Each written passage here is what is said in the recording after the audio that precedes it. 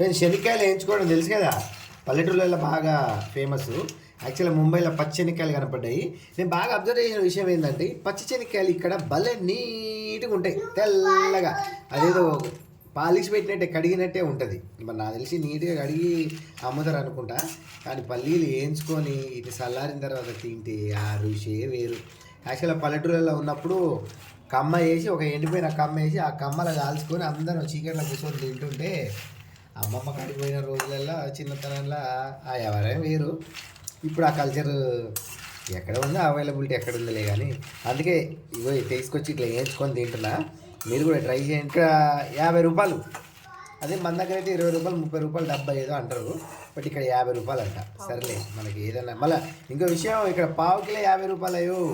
మన దగ్గర డబ్బా అది కానీ ఇక్కడ పావు కిలో 50 రూపాయలు. సరేలే, మరిగా ఉంటా.